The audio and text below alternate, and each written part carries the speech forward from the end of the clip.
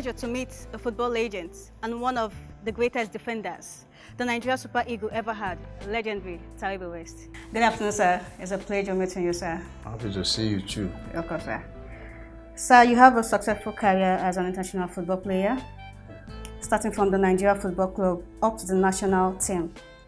Super Eagle as the best defender ever existed in Nigeria national team. So can you tell us the secret behind your success story, sir?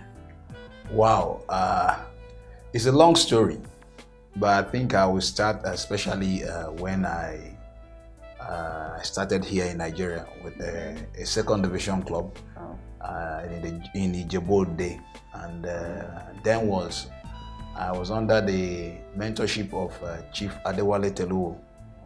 He's one of the men that give young up-and-coming footballers life then in that generation. Okay. So I started with his team in 1998, if I could remember, or 88, if I could remember. Okay. I graduated from his youth team to the first team. Okay. Then I think in 1990, then there was this inauguration of Nigerian Premiership, of leaving amateur football into professionalism. So he also then registered the team to participate in the Premiership. But in the process of, I think, the negotiation, we were relegated because of certain, requirements you need to meet. Within then, we were relegated to play in the second division. So we started from there. And from there, I was one of the best teams. I was one of the best players. That was the revelation of the team that year. So in the process of the season, a team saw me and bought me over, and that was Sharks of Port Harcourt. So I left 98 to Sharks in 1990. Okay. Then played also 1 year under one of my founding fathers in football, under the eyes of Coach Monday Sinclair. I played 1 year in Sharks. From Sharks, I was seen by Enugu International Football Club, Rangers International of Enugu, saw me and bought me over from Sharks of Port Harcourt to Rangers International of Enugu. Then there was not much money in football. When I signed for Sharks of Port Harcourt from Ibokolua, which was a banter later, I was paid 6,000 naira. Then I left Sharks to Enugu Rangers for 8,000 naira. But then it was a big money. And then football, it is what it is. We're not playing it for money. It was not only for the passion, for your abilities and your giftings. So you see, we play for the love of the game. Then from Enugu Rangers, I spent a year. I became also the toast of the fans and the club. I was being bought over then by Julius Berger of Lagos. Wow. For the amount of 25,000 naira. It was very, very rich money. Very big. Yes, that is how my career started. And from Julius Berger, I was able to hit the international scene, the international field. So it was something that went from one stage to another stage for like 5 years, and that's how I came into my prime light. But in between those periods, I have to learn so much from these coaches, and also to endorse most of the things that I learned, like discipline, dedication. You have to listen to your coaches and submit under instruction, and also how to learn not to associate with wrong companies. So these were some of the enabling keys that helped me to become whatever I became in the area of football. Okay, thank you, sir. What were your challenges while playing for the Super Eagles, sir? That is a sweet question. Thank you, sir. My challenges, one was the major challenge I had with the national team then was the administrative areas. That when they say yes, you find out no. When Sometimes you fight for your right, it becomes like you are a rebel to the team. I was opportuned when I hit the international ranking. I was able to play with big clubs like Inter Milan, and the welfare association in that team know what it means to give the requirement to a player for you to give the best performance, or they know what they intend to make sure that everything that you need is on ground so that the best in you will come out. For example, I had challenges that when you come to the national team, accidentally you forget your kits, like your chain guard, your playing kits, like your boots, or you left your socks at home, because sometimes you can be under pressure trying to prepare yourself within your team and also to retire back to Africa also to play for the national team. In the process of trying to deal with this in between these two areas, you might accidentally forget any of your playing kits, and when you hit the national team, you can't find, in case you forget any of them, you can't find any replacement. It's a shame to play for a national team, and when you get back home, you don't have any playing kits to train with. That is one. Two, I had a tough challenging issues when it comes to area of finances, because people then who were managing us were fighting everything to make sure that we will lose or draw. Why? Because if we lose or draw, the money they receive from the ministry will not go back to us and will not go back to the ministry. Somebody who is in charge will use that money for himself. So it was a tough challenge, and also with a tough challenge also with the coaches. And also sometimes there is this divide and conquer in the process, that some of the players that are playing with us can be bought over by the ministry, by the federation, and they will use them to instigate problem in the team. And at the end of the day, we'll play against one another, and at the end of the game, we'll lose. So we're having this kind of challenges. Administratively, it was very, very tough. Also, psychologically, it's very also tough to play, especially in Lagos, to face the Nigerian crowd in Lagos. It's one of the most intimidating, one of the most hostile, and one of the most challenging, arena or field to play. So psychologically, I prepare for the Nigerian fans to play in Lagos maybe 2 months or 3 months before the game. Because when you come in the first few minutes, if we don't score in the first few minutes, because then also we have gifted players that also we are opportune to assemble in Nigeria. And this, in that our mix, you have players like Kano, who is playing in Ajax, from Ajax, Inter Milan.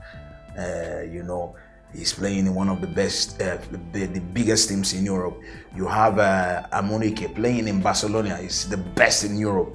You have Jejo Kocha playing in German league, Eintracht Frankfurt. He's one of the best league in Europe. Wow. You have Amakachi playing for Bruges. He's one of the best team in Europe. You have Celestine Babayaro playing for Chelsea. So we are prime in our stage, and we are the best legs in the world. So we have the challenge to confront the Nigerian fans, that if most of them are seeing our displays and all of our matches on TV and see our excellent performances and all that, so if we are returning back home, they expect more. So in the first 10 minutes, we don't give them what they are expecting, they will turn against us. So psychologically, we will have to prepare, and also administratively, we had so much challenges that you need to deal with. Those were a couple of the strong challenges that we have to go through to conquer. Well, thank you, sir. Which of your football matches was your remarkable one, and what makes it so?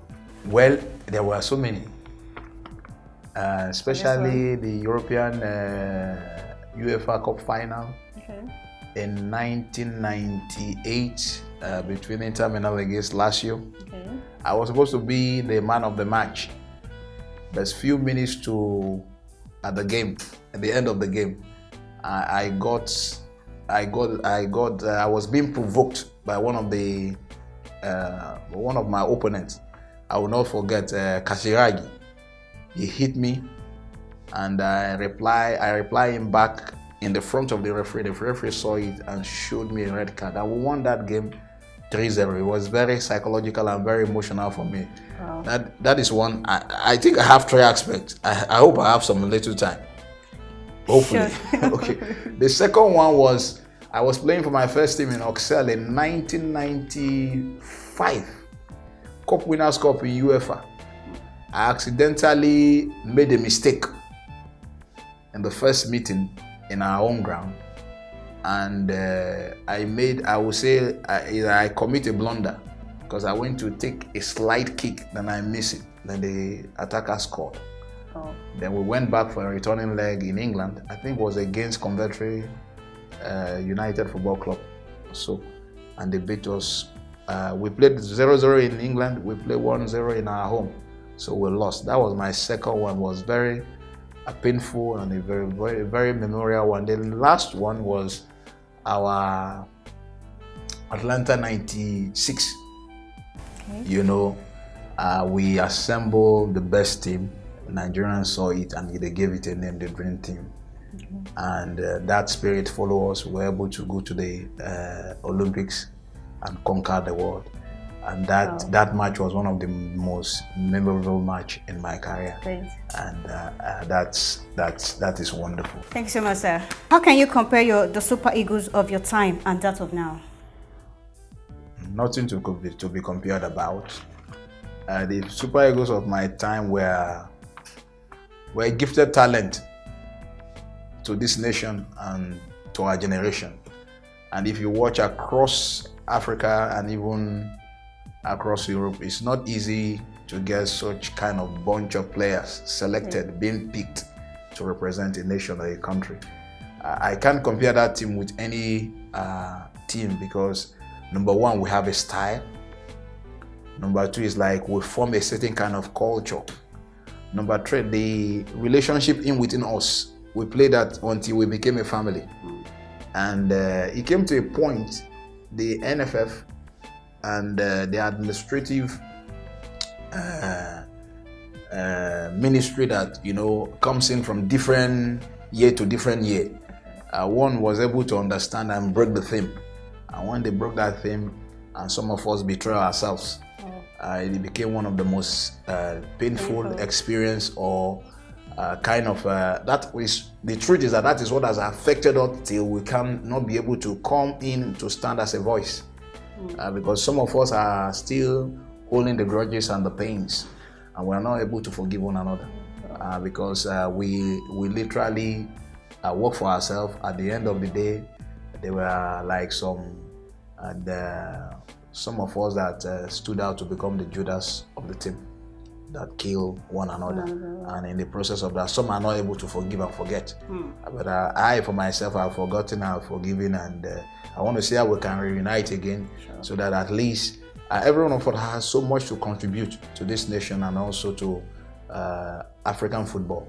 If we can come together, work as a family again, and talk as one voice, and to see how we can reunite the football house and also give life to the next generation. Wow. Yes. Thank you, sir.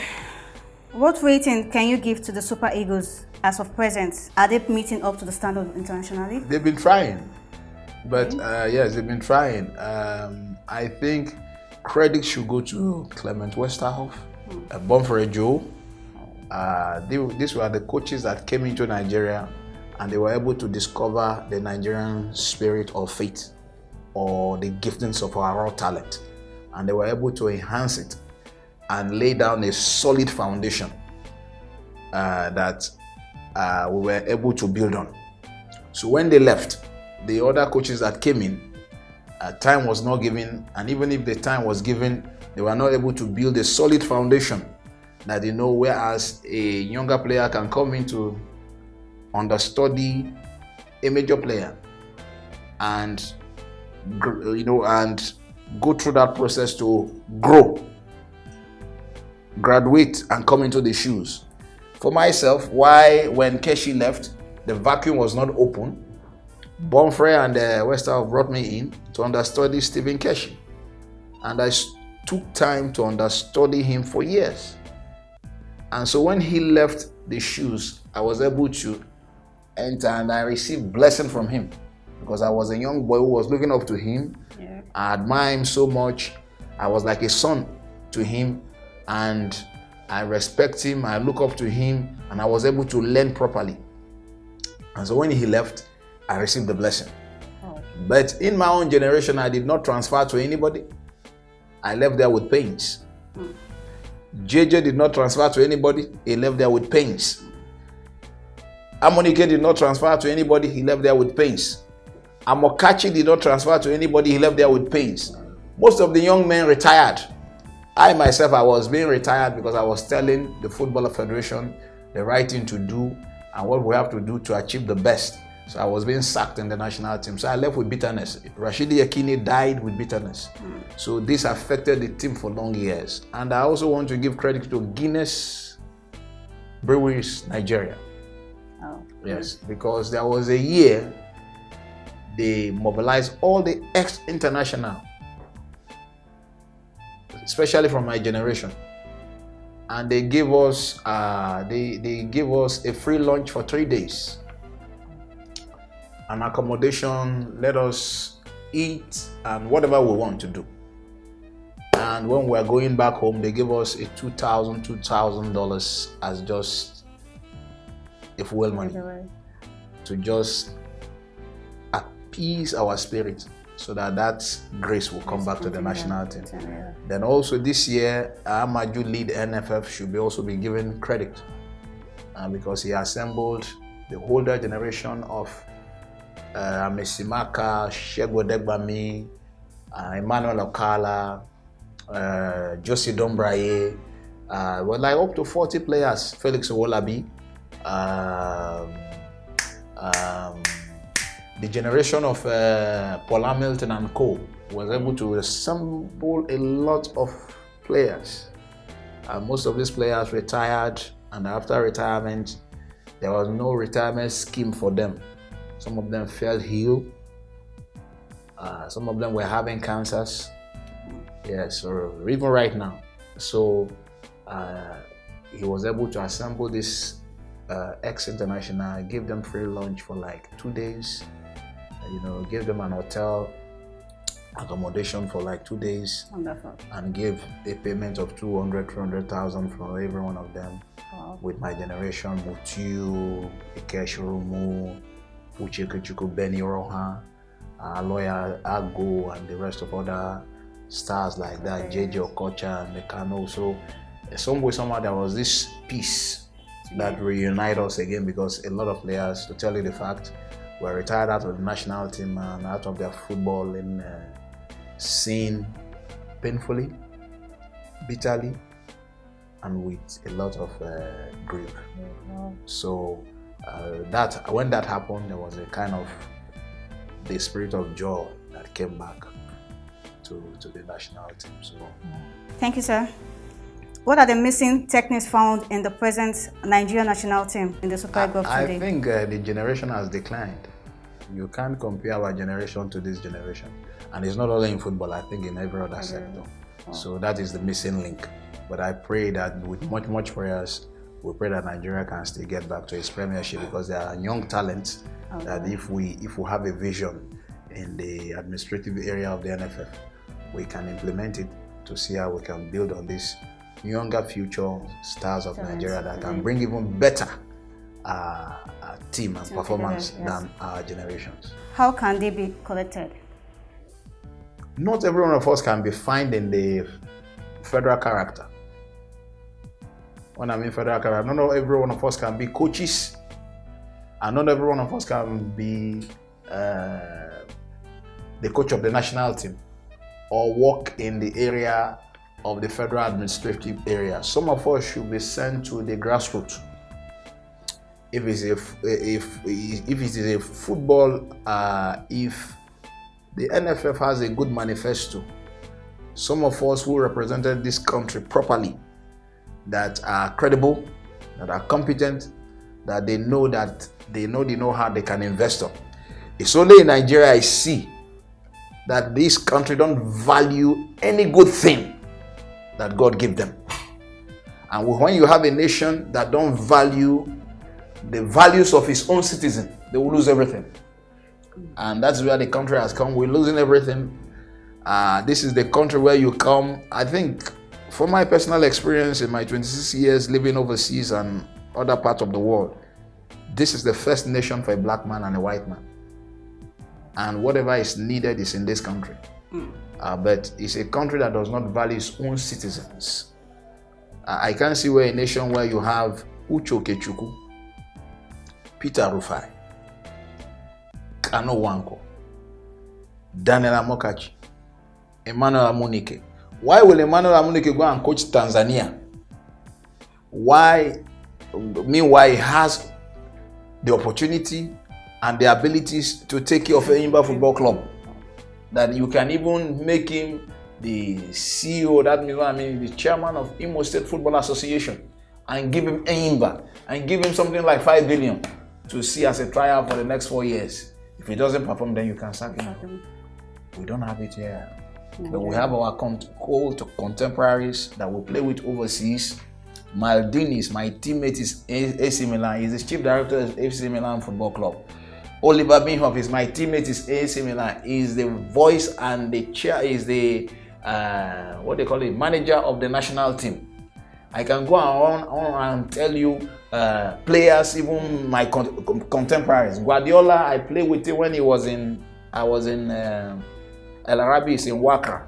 I was in Inter Milan, is in Barcelona. He's the one coaching City, Manchester City. Why is it bad that they cannot give Amon Mokachi either the national team of Nigeria, or give him one big club from Kaduna from the state, or Benue State from the state where he come from Lobby? Give him all the requirements, give him all the necessary materials, give him time for 4 years, 5 years. If he doesn't perform, then you can say whatever you want to say, because you have given him the ground and all the necessary adequate things to perform. If he doesn't perform, then we can have an excuse to put him away. So it's only in Nigeria you can find this. And I'm not preaching, and I'm not how do I state it? Opposing anybody. I'm just telling the truth how it needs to be said.